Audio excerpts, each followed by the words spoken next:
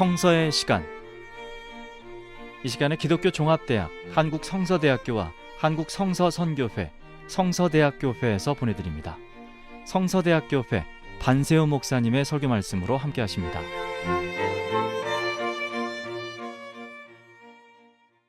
오늘 우리가 함께 나눌 하나님의 말씀은 요한복음 5장 19절부터 29절까지입니다. 예수님 당시에 예루살렘 살던 유대인들의 눈에는 예수님이 어떻게 비춰졌을까요? 그들은 어릴 때부터 신명기 6장의 말씀을 이렇게 외워왔습니다. 쉐마 이스라엘 아도나이 엘로에이누 아도나이 에하드. 들으라 이스라엘아, 여호와 우리 하나님은 오직 유일한 여호와이시다. 하나님은 오직 한 분이시며 그 어떤 피조물도 하나님과 동등할 수 없다. 그들은 굳게 믿어왔습니다. 로마의 압제 아래서도 메시아를 간절히 기다리면서 말이죠. 선지자들이 예언했던 다윗의 자손, 하나님의 기름 부음 받은 자가 와서 우리를 로마로부터 구원하고 이스라엘 왕국을 회복시킬 것을 믿어왔습니다. 과거 우상 숭배의 죄로 바벨론 포로가 된 아픔을 교훈 삼아 율법을 철저하게 지키며 여호와께 충성을 다했죠. 그런데 어느 날 나사렛 출신의 한 청년이 나타나 소란을 일기 시작합니다. 처음에는 그가 또 다른 선지자인가 했습니다. 하지만 그의 행적이 점점 충격입니다. 그가 가는 곳에 기적이 일어났다고 하는 소문이 일어나고 가난한 어부, 세리와 같은 죄인들과 어울리며 제자들과 무리를 이끌고 있습니다. 급기야 그는 자신을 하나님의 아들이라고 말합니다. 심지어 하나님과 나는 하나다 이렇게 주장하고 있습니다. 신성모독이죠. 어떻게 한 인간이 스스로 하나님과 동등하다고 할 수 있을까? 당시 유대인들에겐 너무나 당혹스러운 일이 아닐 수 없습니다. 그가 아무리 하는 말이 지혜롭다 해도, 그가 하는 능력이 기적이 놀랍다 해도 자신을 하나님과 동등하다 여기는 주장만큼은 결코 용납할 수 없습니다. 오늘날 우리에게도 이런 비슷한 고민이 있을 수 있어요. 교회에 나와 좋은 말씀 들으며 위로를 받습니다. 성도의 교제를 통해 마음의 평안도 갖죠. 나름대로 의미 있는 봉사도 하며 보람도 느낍니다. 하지만 예수가 하나님의 아들이다. 예수가 나의 구원자다. 이 문장만큼은 여전히 낯설고 좀처럼 마음에 받아들이기 어려운 분이 있는 줄 압니다. 예수님이 과연 오늘 내가 겪고 있는 이 문제를 해결할 수 있을까? 이런 생각으로 말이죠. 여러분은 어떠세요? 여러분은 예수님이 하나님의 아들이며 우리의 모든 문제를 풀어줄 구원자라고 믿습니까? 그래서 가정은 물론 일터와 자녀, 내 경제와 결혼, 모든 삶의 영역에서 나를 구원할 것이라고 정말 믿고 계십니까? 예수님은 이런 고민을 안고 사는 우리에게 당신이 누구이신지를 스스로 입증하고 계십니다. 오늘 예수님의 말씀을 통해서 예수님이 나의 구원자이심을 더욱 확신하고 주님을 향한 믿음이 견고해지는 시간이 되기를 바랍니다. 예수님은 19절에서 자신의 정체성에 대해 다음과 같이 말씀합니다. 그러므로 예수께서 그들에게 이르시되 내가 진실로 진실로 너에게 이르노니 아들이 아버지께서 하시는 일을 보지 않고는 아무것도 스스로 할 수 없나니 아버지께서 행하시는 그것을 아들도 그와 같이 행하느니라. 첫째로 예수님은 자신이 하나님의 아들이심을 말씀합니다. 아무것도 스스로 할 수 없다. 이 말은 예수님의 능력이 약하다는 뜻이 아니죠. 내가 아버지 하나님과 완전히 하나 되어 그 뜻을 그대로 이루고 있는 아들임을 말씀하고 있습니다. 유대 사회에서 아들이 아버지의 직업을 그대로 계승하는 것은 일반적이었어요.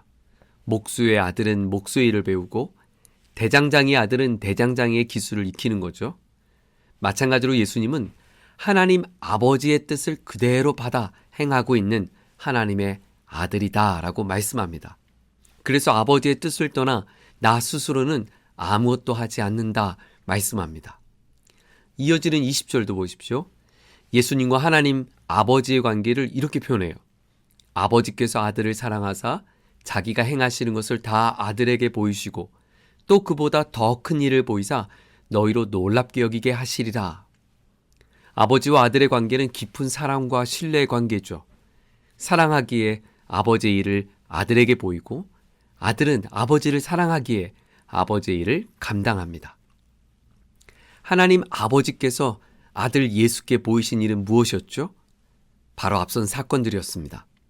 버림받은 사마리아 여인을 만나 구원하신 일, 죽음의 문턱에 있던 왕의 신하의 아들을 고친 일, 아무런 희망도 찾아볼 수 없는 베데스다 병자에게 완전한 치유와 회복을 선물하신 그 일 말입니다. 이 모든 일이 하나님 아버지의 뜻을 이룬 일이었죠. 한 영혼을 포기하지 않으시는 하나님 아버지의 일, 깊은 외로움의 영혼을 만져주신 하나님 아버지의 일 말입니다. 세상이 가르쳐준 식을 따라 살아보지만 아무런 희망을 찾을 수 없는 병자를 만나주시고 고쳐주신 하나님 아버지의 일 말입니다. 한 사람을 찾아 구원하신 일입니다. 그렇습니다. 하나님과 완전한 하나를 이루신 예수님은 하나님의 아들이십니다. 이것이 바로 삼위일체의 신비와 연결되죠. 하나님은 한 분이시지만 아버지, 아들, 성령으로 존재하십니다. 예수님은 그 하나님의 본질을 나누시며 동시에 우리의 구원을 위해 인간이 되셨습니다. 삼위 하나님은 나의 삶에서 나와 함께 하시고 하나님의 선한 뜻을 지금도 이루고 계십니다. 22절은 예수님께서 또 다른 놀라운 선언을 하세요. 아버지께서 아무도 심판하지 아니하시고 심판을 다 아들에게 맡기셨으니. 예수님은 누구신가? 예수님은 심판자이시다 말씀하고 있습니다. 여러분, 심판은 하나님만의 권세였습니다. 그런데 예수님께서 그 심판의 권세를 나도 가졌다 이렇게 선언한 것이에요. 23절은 더 놀랍습니다. 모든 사람으로 아버지를 공경하는 것 같이 아들을 공경하게 하려 하심이라. 유대인들에게 하나님을 경외한다는 것, 그건 가장 중요한 첫 번째 계명이죠. 그런데 예수님은 그 하나님께만 드리는 경배를 나 자신에게도 드리라고 말씀합니다. 왜일까? 24절에 다음과 같이 말씀합니다. 내가 진실로 진실로 너에게 이르노니 내 말을 듣고 또 나 보내신 이를 믿는 자는 영생을 얻었고 심판에 이르지 아니하나니 사망에서 생명으로 옮겼느니라. 심판의 권세를 가지신 예수님께서 바로 우리를 위해 십자가에서 심판을 대신 받았다라고 말씀합니다. 그 예수님을 믿는 자는 누구든지 사망의 심판을 면하고 생명을 얻었습니다. 여러분, 모든 인간이 맞닿게 될 심판의 내용이 무엇입니까? 사망 선고죠. 더 이상 가능성이 없다고 선고하는 그 자리 말입니다. 이제는 끝이야. 이제는 더 이상 길이 없어. 그러나 여러분, 안심하십시오. 예수님이 심판자라고 말씀합니다. 그 심판자이신 예수님께 용서받은 나는 누구도 내게 사망 선고를 내릴 수 없다는 것이에요. 희망 없다고 말할 수 없다. 너는 이제 끝이라고 말할 수 없다는 것입니다. 내가 딛고 의지하던 땅이 흔들리고 절대로 쓰러지지 않을 것 같은 산이 흔들리는 상황에도 우리가 안심할 수 있는 것, 바로 주님이 나를 심판하실 분이시기 때문입니다. 여기서 사망에서 생명으로 옮겼다, 이 표현에 주목해 보십시오. 현재 완료형입니다. 이미 완료된 사건을 말하고 있어요. 우리가 사는 이 땅의 삶은 육신으로는 여전히 죽음을 향해 가고 있지만 영적으로는 이미 영원한 생명의 소유자가 되었음을 성경은 말하고 있어요. 사랑하는 여러분, 그것이 오늘도 암투병 가운데 있는 교우들이 죽음을 두려워하지 않는 힘이에요. 우리는 어떤 경우에도 사망의 심판대 앞에서 두려워할 필요가 없기 때문입니다. 왜요? 예수님께서 우리를 사망에서 생명으로 옮겼기 때문입니다. 세상은 너에게 이미 끝이야 라고 선고할지 모르지만 아니라는 거예요. 예수님은 아니야, 너는 내 안에 있어. 심판은 나에게 있어. 예수님은 우리를 그렇게 심판하지 않는다라고 말씀합니다.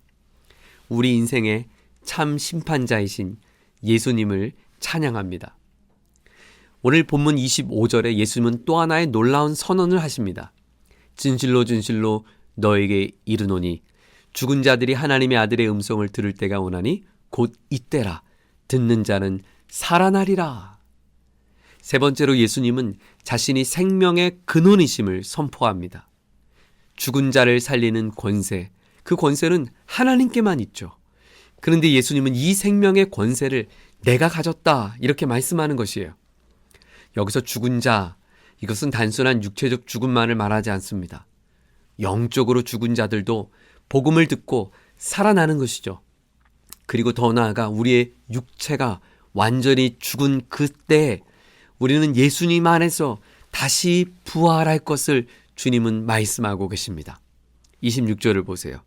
아버지께서 자기 속에 생명이 있음 같이 아들에게도 생명을 주어 그 속에 있게 하셨고, 예수님은 단순히 하나님의 생명을 우리에게 전달하는 통로 정도가 아닙니다.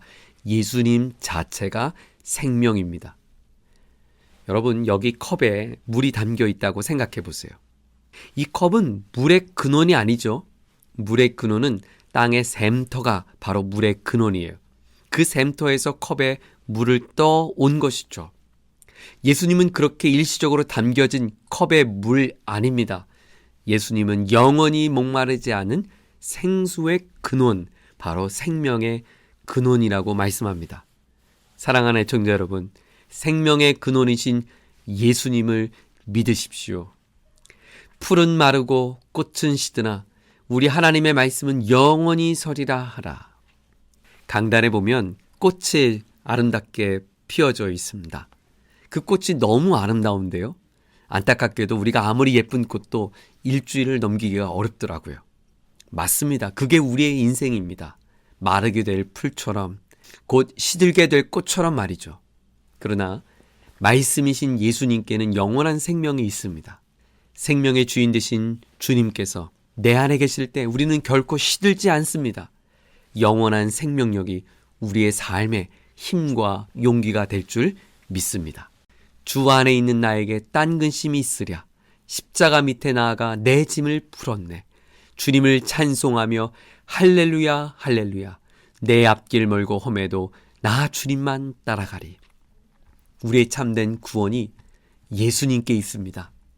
예수님은 하나님의 아들이시며 예수님은 영원한 생명을 가지신 심판자이십니다. 그 예수님이 나의 주님이십니다.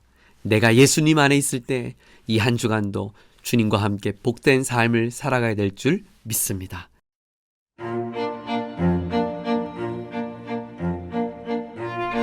성서의 시간, 지금까지 성서대학교회 반세우 목사님의 설교 말씀으로 함께 하셨습니다. 이 방송 들으시고 신앙생활에 도움받기 원하시는 분은 서울전화 02-936국에 9559번 936-9559번 성서대학교회로 연락하시기 바랍니다.